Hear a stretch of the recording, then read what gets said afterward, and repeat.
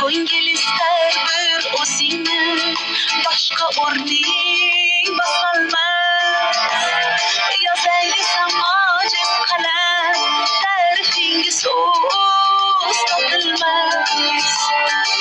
Men uchun hammadan yaxshi o'zingsan, boshqasi bo'lolmas. Ko'rolmaslar ko'rib qo'ysin, bunday sevgi olamda yo'q.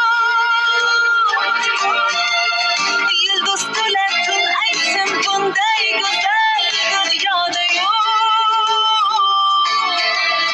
Shirin so'zlaringga menday dilba oshiq boshqa yerda yo'q.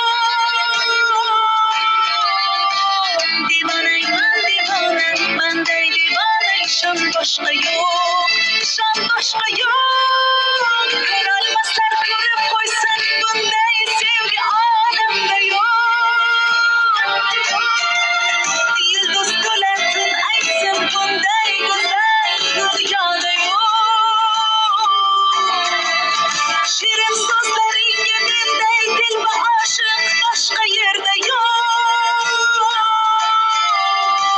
Divanayman divona, manday divona, ishon boshqa yo'q, ishon boshqa yo'q.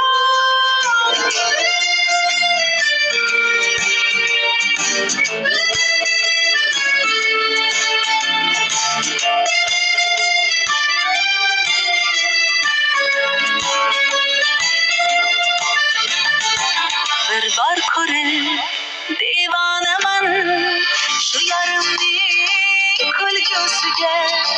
She'r desangiz g'azal yozay menga bo'lgan